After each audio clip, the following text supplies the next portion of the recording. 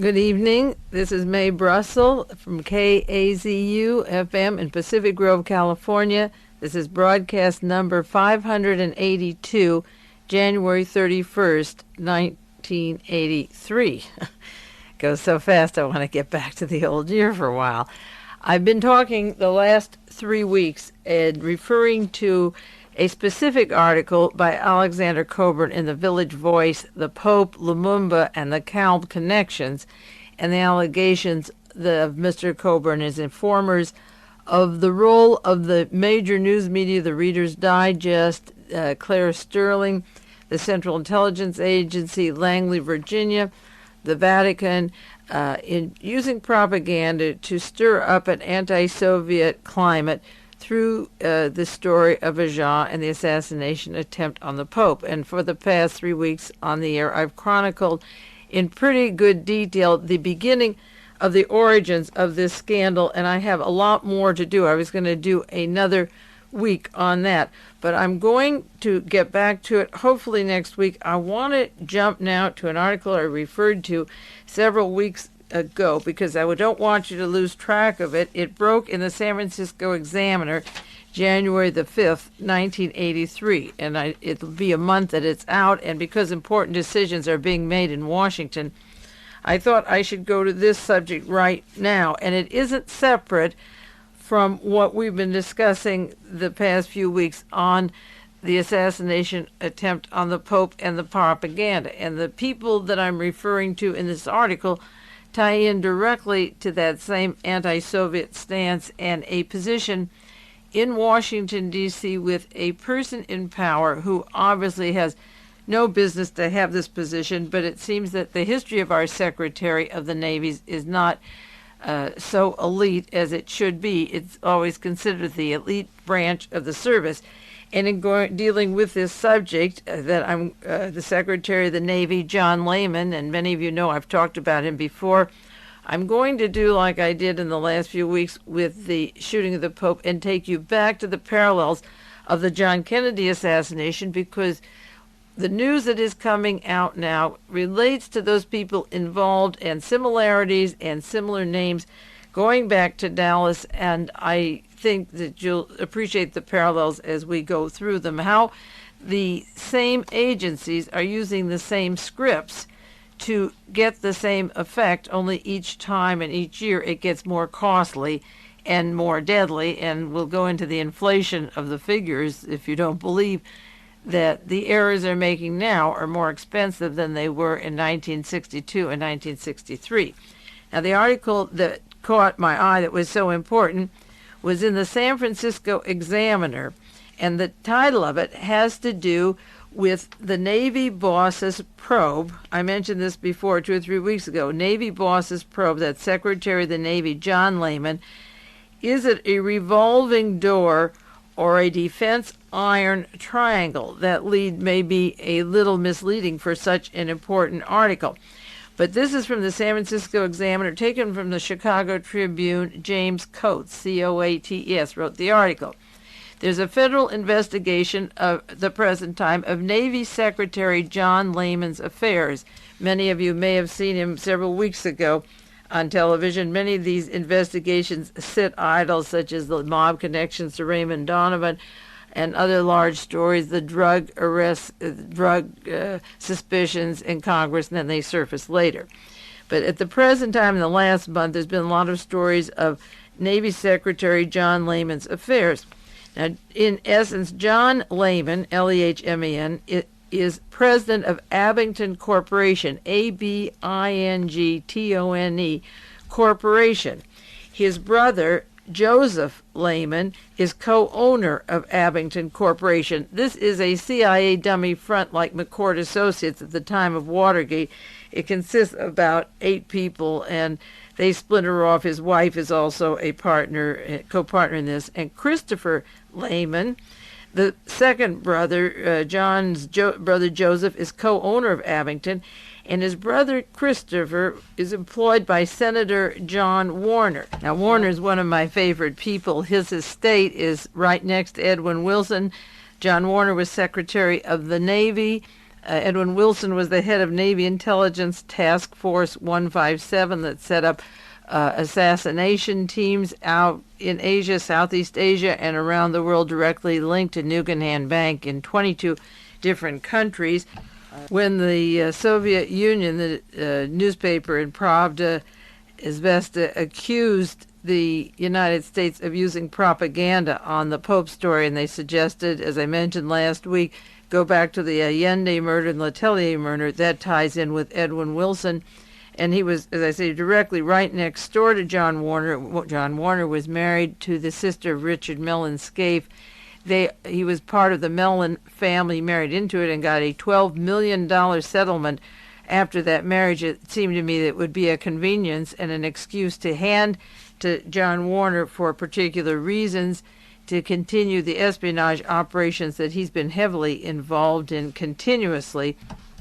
John Lehman was president of Abington. Joseph Lehman was co-owner of Abington, same project, and Christopher worked for Senator John Tower. And I might tell you that these gentlemen are the first cousins of Princess Grace of Monaco.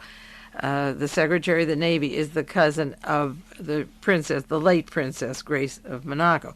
Now, this article refers in the title that revolving door or the defense iron triangle, and the problem is the defense industry, the corporations that make the weapons, the defense industry, releases people who work for them to go to Washington and get into the policy-making decision of what we need or don't need, such as atomic bombs and budgets for weapons, or what kinds of airplanes or ships. Then they leave the Pentagon after they've gotten these lucrative contracts for the persons they work for, and go back to the industry and then make huge profits after they leave the government. Now, a lot of people go into the government and say, I lose money there because I make more in the business, like Alexander Haig could make $1 million a year at United Technology. But after he gets multi-billion-dollar contracts with a corporation, he makes up for the money when he gets out by getting his big salary again. In 1977, John Lehman set up Abington Corporation. He was an advisor at the time to Northrop Corporation. That corporation is now getting 40% of a $40 million contract from the Pentagon. I'm sorry, it's $40 billion. I didn't want to exaggerate a little. It is a $40 billion contract that just went through. He worked for Northrop Corporation on trying to sell the F-18 fighters to the Navy. He tried to sell them while he was working for Northrop, and he was working for Boeing Aircraft, selling planes and missiles to the Pentagon. But evidently he wasn't selling them very well enough, so then he gets a job appointed by Ronald Reagan to the Secretary of the Navy, and then gives the contracts to Northrop and Boeing as a public servant, not selling it on the outside to the people in the Pentagon, but making the decision to buy it from the people he represented before. Now, this article says John Lehman, as president of the corporation, advised Northrop on how to sell the F-18, and he advised Boeing on a salary on how to sell their missiles and planes. So what better way to advise them is to become Secretary of the Navy under Ronald Reagan. In the fall of 1982, he was the major defender of the F-18 and didn't tell the Pentagon that he was still getting, in effect, money from them from England. It was a settlement fee. We'll get into that, but he gets a job as Secretary of the Navy and defends the F-18, the parts made by Northrop and Boeing after the plane performed poorly in sea trials. They tried it, it didn't work well. Congress wanted to scrap the $40 billion job, and it went through. He defended it. It was an inferior plane. It takes more fuel. It has flaws. He defended it, and on the outside, before it came up to be used, he was trying to sell it, but as the head of the Navy and the procurement of these weapons, he defended it. Now, Joseph Lehman, the brother-in-law of Abington Corporation, was also an advisor to Northrop and Boeing. He had the same position. This firm represented those two companies. Joseph at the time was working as public affairs advisor for the U.S. Arms Control and Disarmament Agency. That's under Eugene Rostow. If any of you don't know, Walter and Eugene Rostow will do another update bio on these particular people. Walter Rostow was the advisor to the National Security Council when Lyndon Johnson had his full-scale war in Southeast Asia. He was also instrumental, as I mentioned before, an update on the Solidarity breaking up labor unions a long time ago in New England. Now, Eugene Rostow is head of arms control, so that Joseph Lehman, the brother of John Lehman, works for Eugene Rostow, and he also traveled across the United States to campaign against efforts by Catholic priests to support nuclear and arms freeze. Now, this is very important because while he was going around the country trying to put down those particular Catholic bishops, Vernon Walters of the Sovereign Military Order of Malta, of the Opus Dei, of the CIA, of the Defense Department, was in Rome October 16th, just at the time that the NBC movie was to come out on the Vatican, just at the time that Ajah was speaking with CIA agents in Rome, at the time that Claire Sterling was publishing her article in Reader's Digest. The purpose, according to the Soviet Union, of pushing this KGB story against them to try to say that they tried to kill the Pope was to arouse the Catholics, the bishops and the priests who were against the nuclear weapons, to get into the act and realize how bad KGB or Russia was in their stance of Antichrist. And I mentioned that 2 or 3 weeks ago, hinted about this article, said that I'd be talking about it. So that one brother was an advisor to Northrop and Boeing, who are now going to get the contracts. He's the same brother who works for the disarmament, U.S. Arms Control and Disarmament, with Eugene Rostow, and he is the representative of the Vatican of the Catholic Order. Now, these are first cousins of Grace Kelly, and remember, I referred to the article of Grace being in the Vatican in top secret work in the Basilica at the time that she was killed.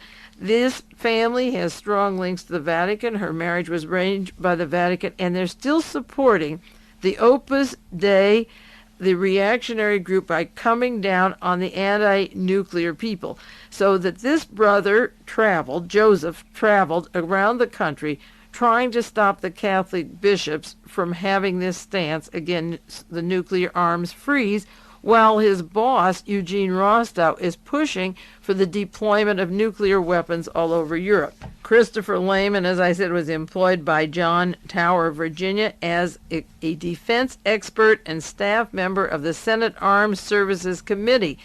So the Lehman brothers, John Lehman and his brother Joseph, have this corporation representing Northrop and representing Boeing, and their brother works for Senator John Warner, who was Secretary of the Navy before John Lehman was appointed, and he also is in the Division of Strategic Nuclear Policy. So Christopher is working with Senator Warner on nuclear policy. Joseph is working with Eugene Rostow, putting down the Catholic bishops for not wanting a nuclear arms freeze. And John Lehman, as Secretary of the Navy, is defending the major operation of the F-18, the airplane that was deficient, and Congress wanted to scrap to give to the people that he was hired to represent a $40 billion contract. Now, 3 other people worked in this office, this dummy front, a military dummy front. One is Richard Pearl, P-E-R-L-E, former top employee at Abington after the 2 brothers. And when Abington temporarily was closed because John Warner became Secretary of the Navy, and then he could get what he wanted anyway, so he didn't need this lobbying office, Richard Pearl got a high position in the Pentagon. More than 10 years ago, he was a key defense advisor to Senator Henry Jackson. He's called the senator from Boeing, from out in Seattle. And then he joined Lehman's payroll, representing Boeing and Northrop, which is Henry Jackson's area up in Seattle, and they were squeezed out at the time that the F-111 contract was given. in Dallas-Fort Worth, another defective plane I'll go into. They were squeezed out, but Senator Henry Jackson hung in there. So for 10 years, he had Richard Pearl on his staff as a defense advisor. Then Pearl goes to Abington as he represents Boeing, which is the Jackson contracts from Seattle, and Northrop from the southern LA area. And then he goes back into the government as Assistant Secretary of Defense for International Security and Policy. So once Northrop and Boeing get their contracts, he's back in the government, first with Senator Jackson, and this is important on how our weapons are procured and how the waste goes to these people who made huge profits and use their positions to effect the decision and represent the companies that get the contracts. Then they go back to government to push them more. Another person in the office at Abington, her name is Mary Rose Hughes, Hughes. She has a high position, in the Pentagon. She worked for Abington in 1979. That went from, it formed in 77, and then in 1982, when John Warner was Secretary of the Navy, he closed up. But several years before she left Abington to go to Boeing's law office in Seattle. Now, Boeing is soon to get these contracts. She stayed with those lobbyists in Washington. She's Deputy Assistant Secretary of the State for the Environment, Health, and Natural Resources. Now, Richard Mellon Scaife is the man who has funded our James Watt, the man in charge of natural resources and environment. You know, that nice Secretary of the Interior. He's the protege of Richard Mellon Scaife, who is the brother-in-law of John Warner. John Warner was married to his sister. So here's an appointment of Mary Rose Hughes from Abington, from the Pentagon, out to Seattle for environment, health, and natural resources, and in the law firm that represents Boeing. Now, the article goes on, the Chicago Tribune article I'm referring to, January the 5th, 1983, by James Coates. He goes into the revolving door problem. He says the District of Columbia had a consulting firm called Abington Corporation. When John Lehman became Secretary of the Navy, he denied that he didn't operate this office any longer. He said it is a holding company to manage market funds that he purchased when he worked for Northrop and other clients, including Boeing. But he said when he was confirmed as Secretary of the Navy, it wasn't an office that was operating anymore. It was a small staff of 8 employees. There was Mr. Pearl and Miss Hughes and John and Joseph Lehman, and he named it after a town, Abington, in Pennsylvania. All the family there were born in Pennsylvania. And John Lehman, in 1974 to 1975, before he became Secretary of the Navy, and in 1977 he opened his office, he was counsel and senior staff member to Secretary of Staff Henry Kissinger. Are these names and stories getting even a little more interesting? One of the Lehmans fighting the anti-nuclear bishops, working for Eugene Rostow. The other one, the Secretary of the Navy, giving contracts to the companies he was paid to get the contracts for. And you taxpayers will pay the money, don't forget that. And Lehman working as Secretary to Henry Kissinger before he opened his firm, 1974 to 75. And he helped with the Ford administration and Deputy Director of U.S. Arms Control and Disarmament Agency. So there are your links to Henry Kissinger, and that's why I keep reiterating the importance of Fritz Kramer, because he has to be the superior and if plans officer of the Pentagon. Then he was over John Lehman all the time that this was going on. If he retired 2 years ago, I'm sure he's still in advising capacity. Now, there's a story in the New York Times by Jeff Girth and Judith Miller, December 25th. And, of course, Jeff Girth is one of the finest reporters in the United States. He's in the same ilk as Seymour Hersh. When Jeff gets onto a story, it's always good. He has a story about Secretary of Navy John Lehman, how he pledged that the company that he had, that Abington, was a consulting company that did not do business with Pentagon contractors. He did, but he hasn't severed his relationships or contacts with them. A member of the House of Lords in Great Britain, British Lord Chalfont, Chalfont, paid Lehman for the right to use the name Abington in March of 1981. He gave him $60,000.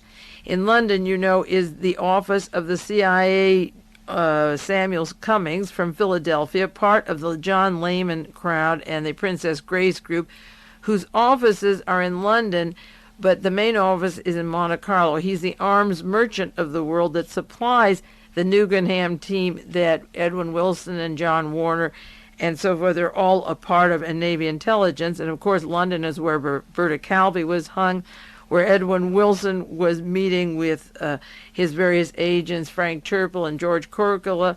Corkula didn't even did the security for Scotland Yard. They were so high up.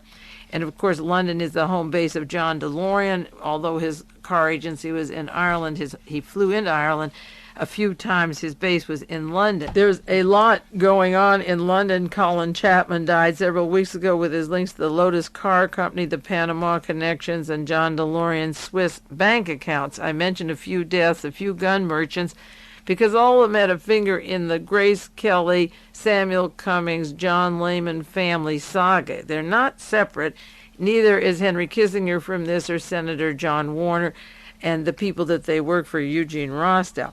Now, the New York Times article says that Abington, the firm, still continues to consult the American military and contractors. They have the clients, the same clients that Lehman had, and all he gave them was the right to use that name until he comes home, and when he gets out, he may want to use Abington again. So he didn't sell the firm at all. It operates in London by a member of the House of Lords, British Lord Chalfont, and they sit there and send money. They sent $60,000 to John Lehman, which is the amount that he would be getting every month from Boeing and Northrop while he's Secretary of the Navy. So the company is very much active in London with the same clients. Now, the minute he was caught with this inconsistency that the money keeps coming in from Boeing and Northrop, he said that his wife made a mistake on the papers. He blamed Barbara Lehman. She was president of Abington along with him when he was Secretary of the Navy, and it was supposed to be a holding company, and they were supposed to have severed their ties, but he didn't sever it, and he blamed his wife for leaving the word management consulting firm when it was supposed to be technically a holding company for investments, but it's still a management consulting firm. So Jeff Girth wrote about this. He said that he goes into the history of how it was founded in February the 1st, 1977, with only a few people: John Lehman, the president; Joseph, the co-owner; Richard Pearl, Henry Jackson's aide, and he goes into the Mary Hughes connections and the fact that John Lehman was on Henry Kissinger's staff. He studied at Cambridge University and in England. He was there himself. And the office, as I say, is a dummy front. It's like when John DeLorean came out to California to set up an office and use his friend Roy Neseth's phone book, his mailing address or P.O. box, and set up some kind of a dummy front office.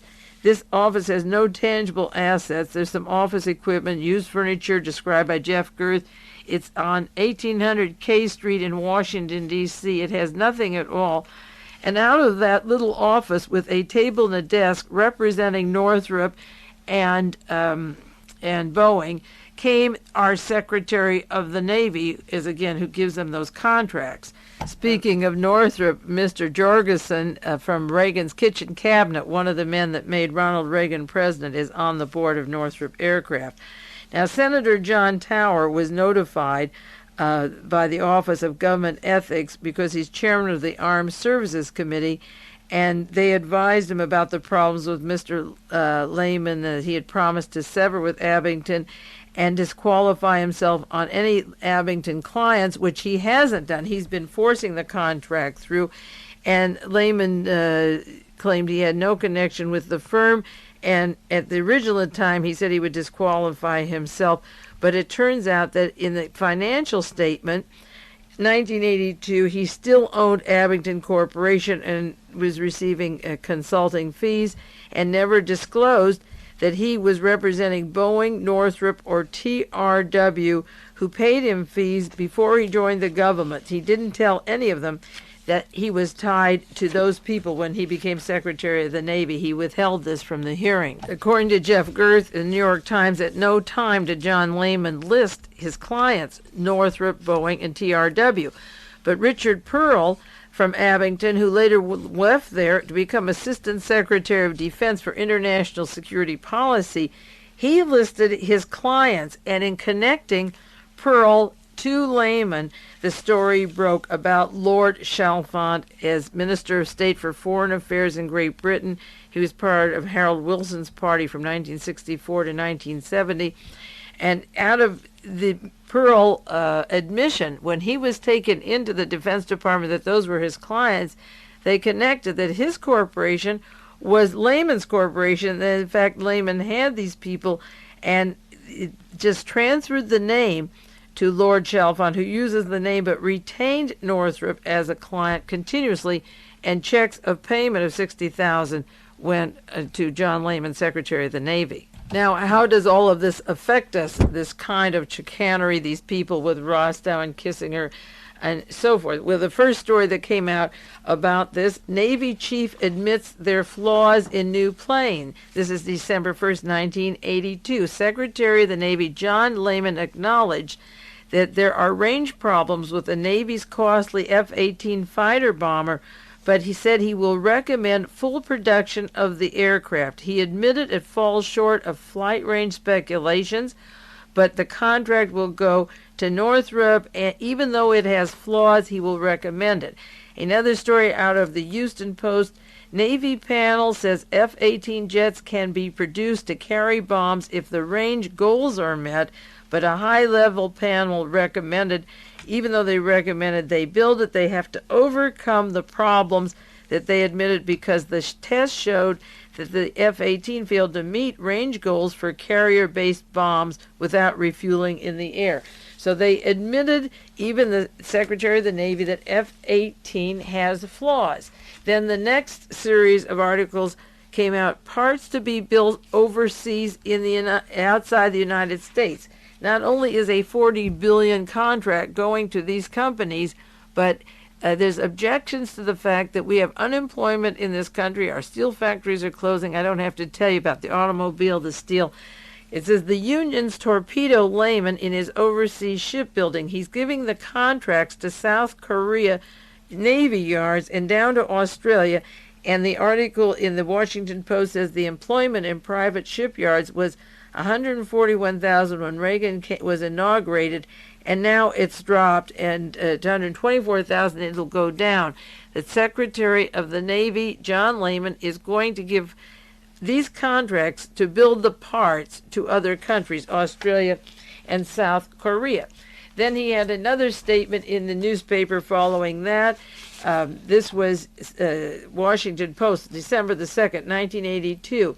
Secretary of the Navy John Lehman said it's too late to stop the fleet buildup. As he's Secretary of the Navy, he wants a 5-year, $100 billion plan for the Navy. And he said if you cut the cost of the $1.6 trillion defense fund, you cannot stop these ships. Now, some congressmen are saying that we don't need all these ships and we'd overload with ships. And he is saying it's too late.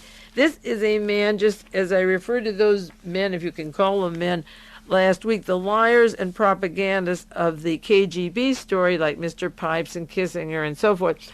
But here is a man that's saying, you can't stop what I'm doing. We're going to have these funds cut somewhere else. This is it. Then another series of articles out. The Navy selects an unacceptable jet. First, Mr. John Lehman, Secretary of the Navy, admitted the plane was defective and had defects. Then there was trouble about building it overseas and not giving the business to Americans.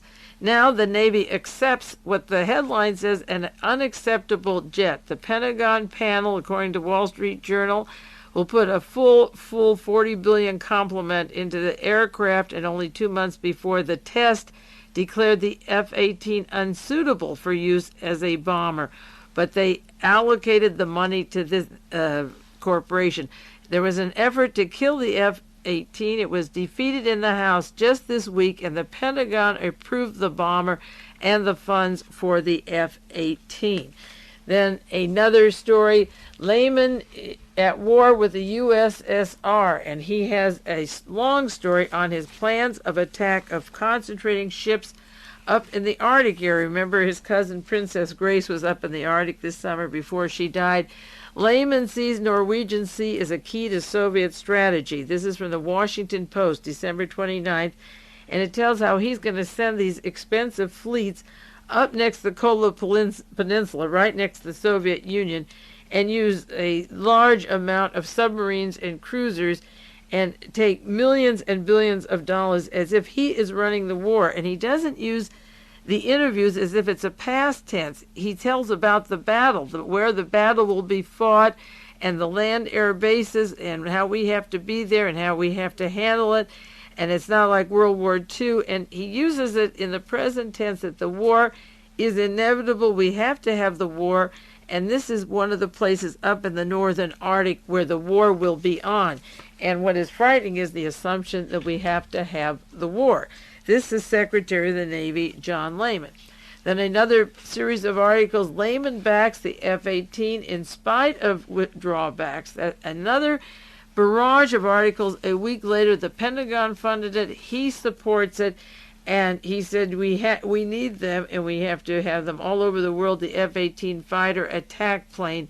And he, again, a few weeks later, he's defending this, even though it's an inferior airplane. And the worst part is that these were his clients before he got into the Pentagon, and still are. We will take a 1-minute break and get back to the John Lehman saga, which is the American tragedy as far as I can see, and it's all in his hands.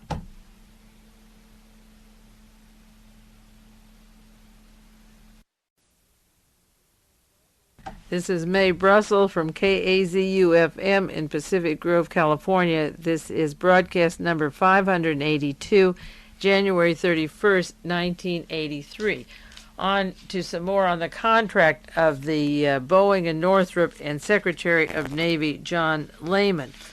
Lehman knew that the plane was defective. The F-18 was designed to fill two roles, he said. Then, after the Pentagon criticized him and he admitted it was defective, he then tried to exaggerate the value of the airplane. John Lehman said Tuesday the F-18 warplane was designed deliberately with compromises in some capabilities so it would serve both as a fighter and a bomber, and that's why it will be immensely valuable. It can swing from one mission to another. We consciously made a decision to compromise fighter capability and get better attack bomber.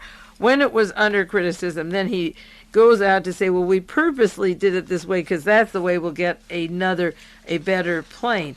And when he was caught with this still having clients, money coming in from London and not selling the company, but just putting it in somebody else's name, a member of the House of Lords in London, he did what all great heroes do.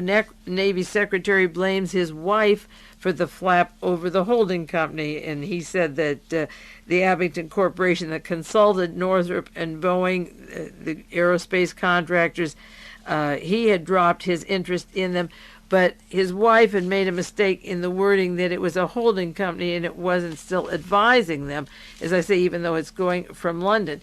Well, he tried to deny the conflict of interest that came up in the various newspapers towards the end of December, but he wasn't too good at it. And many stories about his denial of relationship to Northrop and Boeing. The thing is, he represented them earlier and had this corporation that is a dummy front, nothing else but, then gets in the Navy and a Secretary of the Navy, and then contracts go to them.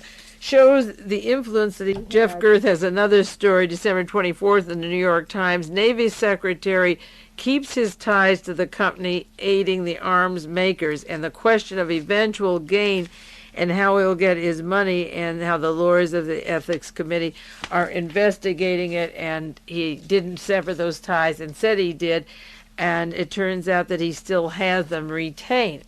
And so a long series of articles, many of you may have seen them, on his defense of this particular relationship, trying to say it's a retaining company and not a consulting company, playing with the name, but still in trouble. Then some more articles followed. Navy Secretary Lehman in hot water. This is the San Francisco Examiner, New York Times. He didn't sever his connections with the companies that do business with the Pentagon. Another story, U.S. reopening the Navy chief's ties to his firm. So an investigation will be going into that, and they say he's in hot trouble. The San Francisco Examiner followed with another story on investigations in Washington, D.C. How did he get into the Pentagon, Secretary of Navy, representing companies that he didn't tell them about at the confirmation hearing? Now, you and I know that John Lehman was known to all those people. If he worked for Henry Kissinger, that's how he got to be Secretary of the Navy, and his ties to Washington have been there a long time. He's not a newcomer, and as I say, is a first cousin of Princess Grace with those Philadelphia connections of that family and other brothers in the defense, working 10 years with Senator Jackson, and the Boeing contracts are going to come through that Jackson's pushed for all these years. He didn't just fly into that place. He happened to be there for a long, long time. Many of you might remember the broadcast I did a while ago based upon several articles. One in the Washington Post, it was by Maxine Cheshire, and another one that followed it. Maxine was reporting about John Lehman, and I had this on the air, but I'll repeat it for those of you who don't remember it. She heard about some parties in Washington, D.C., the famous Sans Pantalon, P-A-N-T-A-L-O-N-S, that means without pants. There was a party in Washington, D.C. that involved the top group from Henry Kissinger's National Security Staff and Henry Kissinger, and Maxine Cheshire, in her book, Maxine Cheshire Reporter, page 294, 295, says that the person who gave the party, she was trying to find out who it was a member of Henry Kissinger's staff, John Lehman, a cousin of Princess Grace of Monaco. Lehman didn't consider his party shocking. He was happy to fill me in. When he stopped at Cambridge, England, he belonged to the ancient order of Gonville Longers, L-O-N-G-E-R-S, and they gave parties where the men wore black ties without their pants. The women came in their evening dresses, but the men had nothing on from the waist down. I wrote that one of the most important guests at the party was Admiral Rembrandt Robinson, Kissinger's liaison with the Chief of Naval Operations, and Admiral Thomas Moore, resplendent with his topside gold braid, artistically attired below in flower-bedecked skivvies trimmed in ruffles. Now, this group belonged to President Park Chung-hee's Blue House residence. This is where they kept electronic bugging equipment and double agents and wiretapped various people and sexually compromised them, similar to the purple rooms that Bobby Baker ran for Lyndon Johnson, and Adolf Hitler had his famous whorehouses to control politicians. This came out of that society or that group in Washington, D.C. And Admiral Robinson was soon to become Chief of Navy Operations himself when the superiors at Pentagon would learn that Robinson was at one of these Sans Pantaloon parties. So Lehman gave these parties in Washington, D.C. for Henry Kissinger and his gang. And Admiral Robinson never made it to Chief of Operation. The story goes on that in May 1982, while on flight over the Tonkin Gulf in South Vietnam, a helicopter carrying Admiral Robinson was shot down and he was killed. But Lehman gave these parties, and these pantless parties, and then he rose to become Deputy Director of Arms Control and Disarmament. Lehman was part of this group, and then he gets promoted.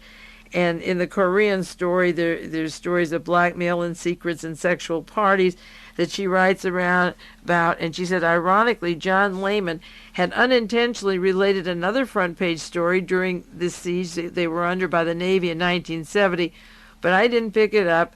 And quote, she said, I appreciate what you're doing for me, he said, but don't call me at home.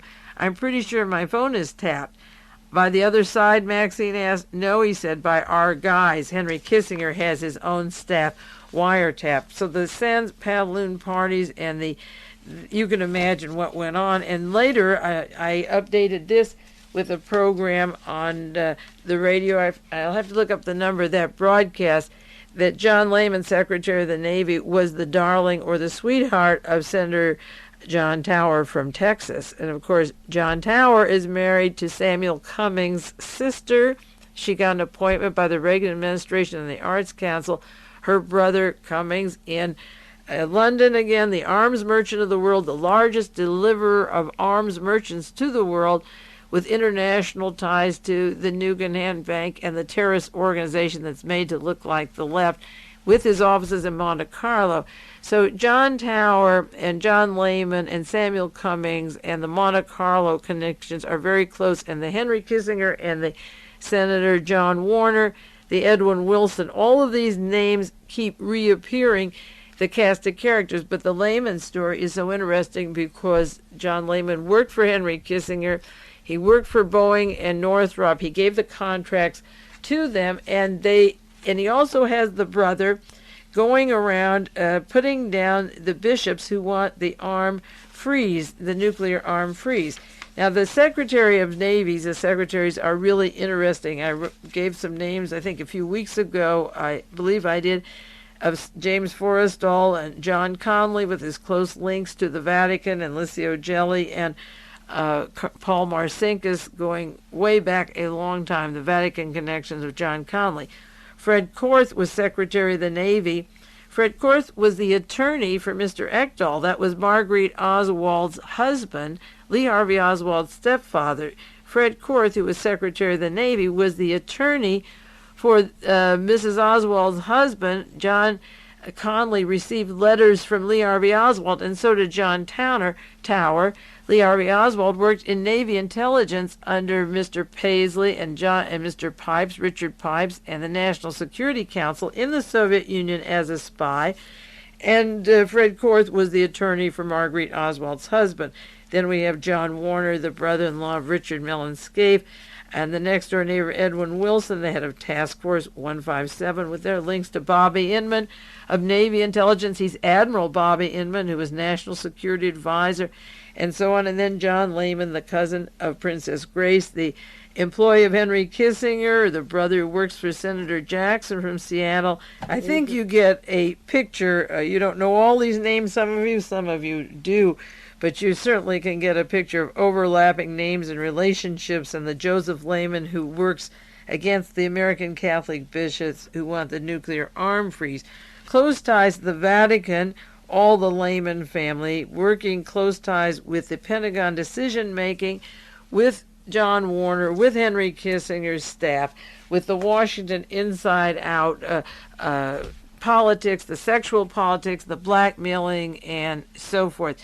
It's quite a lovely picture, and as I say, he goes from the staff of Henry Kissinger to a dummy front office of 8 people that represent 2 huge corporations, Boeing and Northrop, then goes to the Pentagon and makes the decision to buy their material, and then says in his confirmation hearings doesn't mention the clients at all.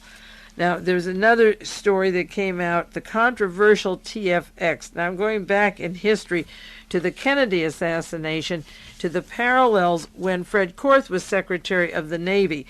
The TFX was a multi-million-dollar warplane contract. I have whole books on the TFX, or you can look it up, any books on the Pentagon. I just pulled one out of my library out of about 40 books and subjects on articles on this subject. A book called The Pentagon by Clark Mollenhoff, Mollenhoff, written in 1967, long before Watergate, the controversial TFX. Now, this is an airplane that exceeded a $6.5 billion contract, the largest contract for military planes in the nation's history.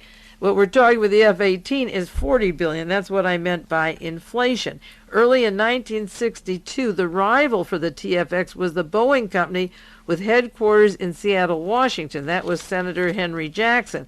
So in 1962, Boeing didn't get the contract, but in 1982, if you're patient, the Boeings got $40 million. So with inflation, the Northrop and Boeing did okay. Their headquarters in Seattle, and they proposed to build their plane in Wichita, Kansas. But the General Dynamics Corporation Convair division in Fort Worth, Texas, got the contracts, and Henry Jackson at that time lost out for his area. But as I say, 20 years later, he gets the contracts.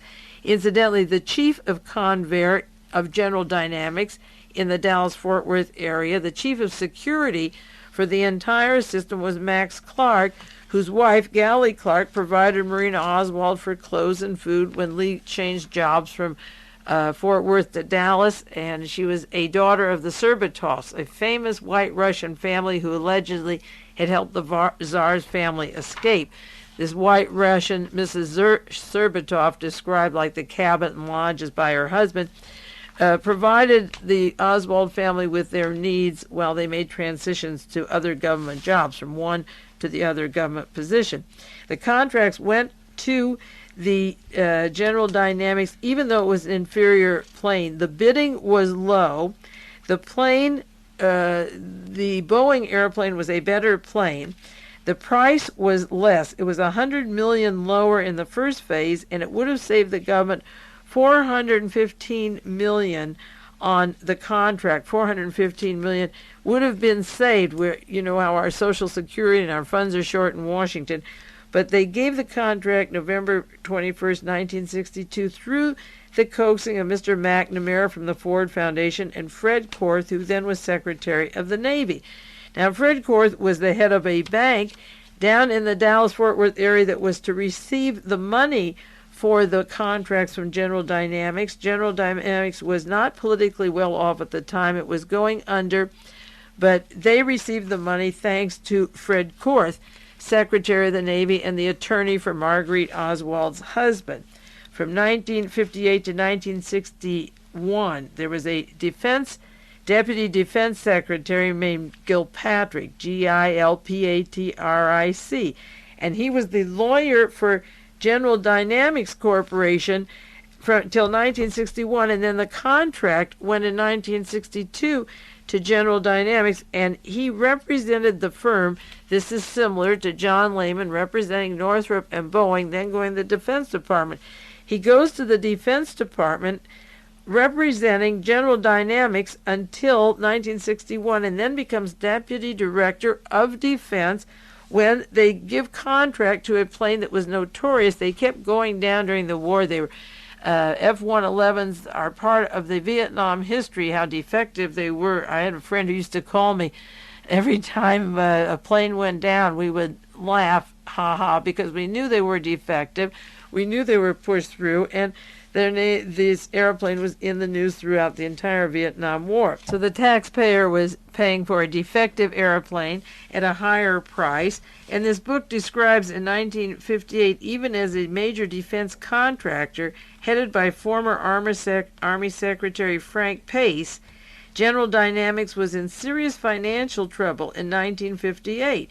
An Army Secretary was head of General Dynamics in 1958, following a disastrous loss by Convair estimated at $400 million. The way they salvaged the General Dynamics was combine it with a Chicago builder by the name of Colonel Henry Crown. Crown owned the Empire State Building and half of Chicago, and the attorney for Colonel Henry Crown in Chicago was Albert Jenner, who then went on to the Warren Commission to cover up the role of chief of Convair, as I say, was Max Clark, who was supplying Lee and Marina with their needs in the Dallas-Fort Worth area.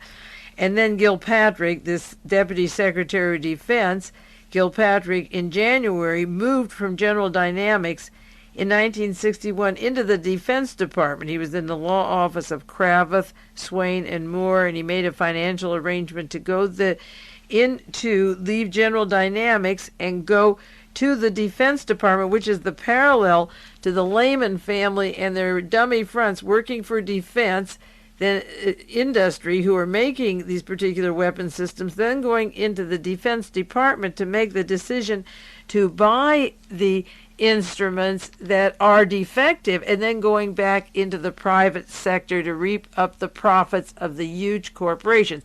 It happened in 1962-63 in Dallas, and it's happening in 1982 in Washington, D.C., in 1983. Now, there's one account in just the book, The Pentagon by Mollenhoff, says General Dynamics, deeply in debt, had a vital interest in the multi-billion-dollar TFX warplane contract. With that contract, General Dynamics could recover from the shattering financial loss by Convair Airplane Division. If General Dynamics failed to win the TFX contract, the huge plant faced the possibility of more serious problems. So Gilpatrick took part in the Defense Department negotiations of contracting with the General Dynamics Convair in the Dallas-Fort Worth area with instructions to buy the TFX, which is identical to John Lehman going to the Pentagon again and coaxing the F-18, which costs more and is defective. Now, here's an interesting conflict. President Kennedy and Attorney General Robert F. Kennedy in 1962 expressed no concern over the role that Gilpatrick played in the contract. Why? Because Kennedy had a lot of electoral votes from Texas, and he was depending on them again in the next election. So they didn't object to this conflict of interest that was going on in the South. Now, Fred Korth, a Fort Worth lawyer and bank president, the lawyer again, as I said, for Marguerite Oswald's husband, he was president of the bank, became Secretary of the Navy in January 1962, the same time that Mr. Gilpatrick, the attorney for General Dynamics, is in the Defense Department. He succeeded in the Navy John Connally, another Fort Worth lawyer who resigned and got the Democratic gubernatorial nomination, and he was governor in Texas when John Kennedy was murdered. Now, Fred Korth is Secretary of the Navy. He's replaced Crook Connally with his close ties later in the 70s with Paul Marcinkus in the Vatican and the Opus Dei and so forth. He's replaced that Secretary of the Navy with Fred Korth, who is appointed now to come to Washington, and as Navy Secretary, he has very close friends from General Dynamics and customers of his bank. He had the Continental National Bank of Fort Worth, and Fred Korth, as Secretary of the Navy, had approved a loan of $400,000 from the Continental Bank to General Dynamics, and the company was going broke and needed these contracts, and he was getting letters back and forth and had loaned them another $600,000. So as the money went to General Dynamics and Convair, it was invested into the bank, Fred Korth's Continental National Bank of Fort Worth, and again, they were all back in business. And according to this book on the Pentagon, high officials of General Dynamics in Fort Worth were shuttling in and out of Fred Korth's office at the Pentagon in 1962 when the decision for the TFX was coming up, and Fred Korth had to make a decision as Secretary of Navy to give the contract to those people whose bank he was loaning money to in the Fort Worth area, this large amount of loans. And they had a significant amount of loans out, and his bank was handling them. The one account of this said letters between Korth and the officials of the Continental Bank showed that Korth, while he was Secretary of the Navy, received glowing reports of praise from the banks. He kept loaning them money until finally Convair and General Dynamics TFX gets the contracts, and Fred Korth then has the money deposited in his bank as the banker that they will use.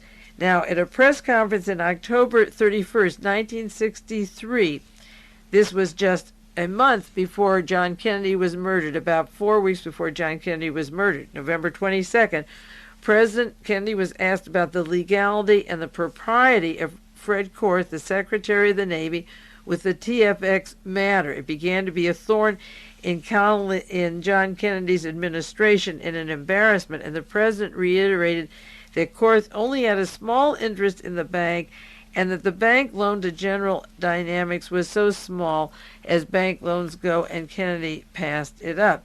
Then Mr. Gilpatrick resigns after the hearings, November 19th and 20th, 2 days before Kennedy is murdered, and then can go back to TFX and General Dynamics.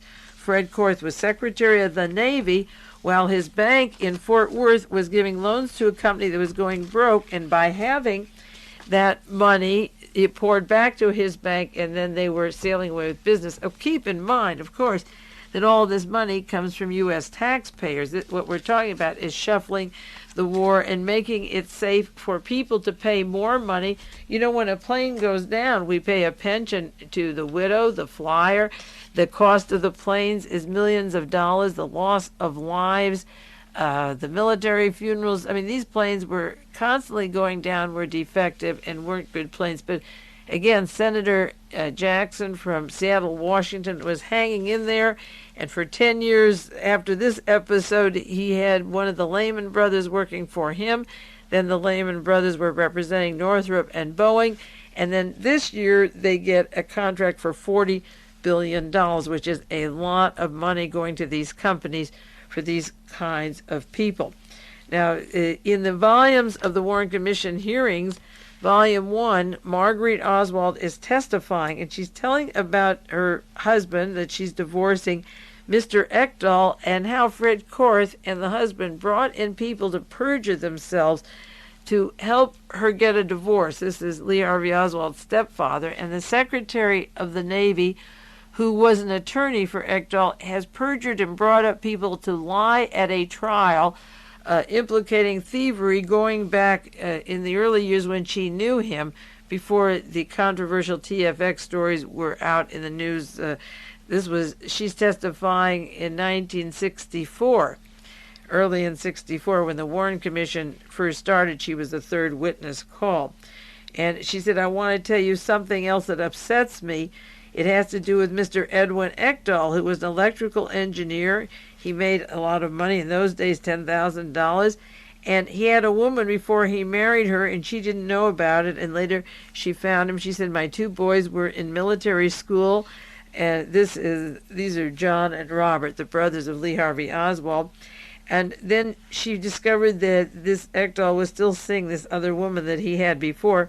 So she was going to file a divorce, but before she could do it, Ekdahl filed it against her, and she said, I was the one who was, taken advantage of. He has this other woman, so she didn't divorce him, and Mr. Fred Korth represented Mr. Ekdahl. This is page 251 of the Warren Commission hearings. And she said, 2 days after the assassination of Lee's death, while I'm at Six Flags, it comes over the radio that Mr. Fred Korth knew the family, and that this happened a while back, that Fred Korth knew my family, that he represented my husband in the divorce proceedings. And she refers to him and, as I say, the shenanigans in the court and the relationship, but this was Lee Harvey Oswald's stepfather. It was her third husband. One husband passed away. Lee's father died when she was just several months pregnant. She said he was a good man, and the happiest part of her life was when she was married to Mr. Oswald, but he passed away, and her third husband was Mr. Ekdahl. But she was complaining. She said in the middle of June 1962, the subject was brought up about his efforts to discharge an honorable discharge for her son. And I was advised by the Secretary of the Navy, John Conley, from his office, that he no longer would be Secretary of the Navy, and the correspondence was turned over to the new Secretary of the Navy, Mr. Korth, and Mr. Fred Korth, who was to handle Lee's papers, had been the attorney for Lee's stepfather a few years earlier. Now, getting back to the story, which isn't separate from this, the Vatican story, and I'll continue with that and do more next week, the Vatican story of trying to blame the Soviet Union for the assassination attempt on the Pope. The names that come out in this expose, always the same gang, Henry Kissinger, and as I say, Richard Pipes from the State Department, and the Langley, Virginia, and the propagandists. Out of that come the same team working, Edwin Wilson in Rome, Frank Turple saying he knows Ajah, the same team that reappears in the article about the Lehman family, the Lehman brothers. One working for Henry Kissinger, one working for Eugene Rostow, the other working for John Warner, Lehman working for Senator John Tower, close to him personally, emotionally, and so forth, the relationship to Edwin Wilson again with John Warner.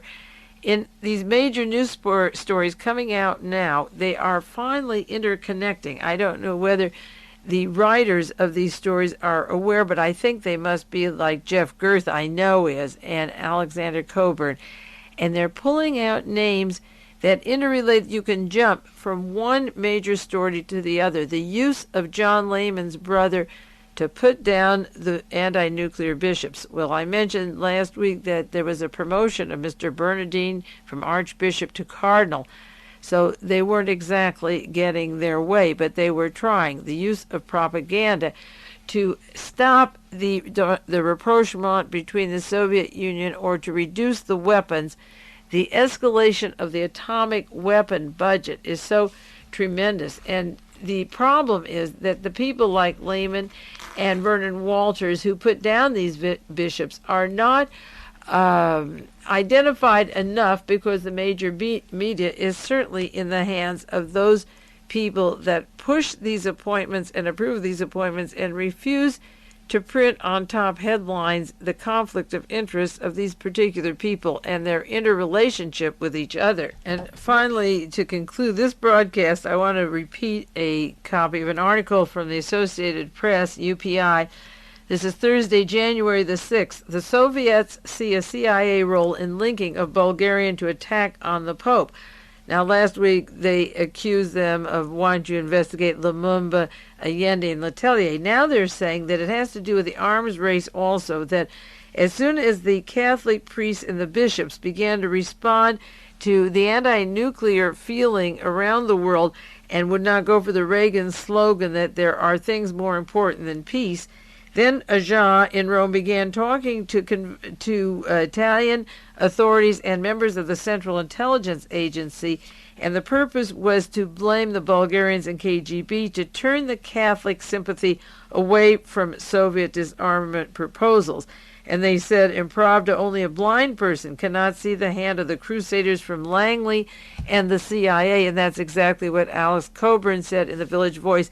It goes back to Langley and the CIA. That's exactly what Alex Coburn said in the Village Voice, that this whole story goes back to Langley and CIA. And the Russian newspapers were saying that they want to put down the anti-war statements and have the Vatican Academy of Sciences be discredited on their opinion of the nuclear weapons. So by having Ajah in the fall of this year begin talking to the CIA and using American hand to put down the Catholic bishops, and Pravda said that there's been a baiting of Catholic clergy who participated in the struggle for peace and disarmament across the United States and the other NATO countries. I think the peace movement will continue. I don't believe that anybody is going to seriously believe, as the weeks and months or years go on, this Bulgarian connection, and I'll get back to more of that next week. But the point is that Pravda was linking this propaganda to the nuclear stance of American bishops and priests. And who is campaigning against the bishops and priests? One of the three from the Lehman family, all working for the Defense Department, all pushing deployment of nuclear weapons, having a dummy front organization that gets contracts and sits in Washington or in London. I'm sure this fellow from the House of Lords in London is part of the deployment of the new American bases outside of London for the next war. I'll go into some of those if you haven't seen the maps and charts of setting up the nuclear weapons in London. In the meantime, our time is up. Another hour's gone by. We'll continue on these nasty subjects again next week. This is Mae Brussell on KAZU-FM in Pacific Grove, California.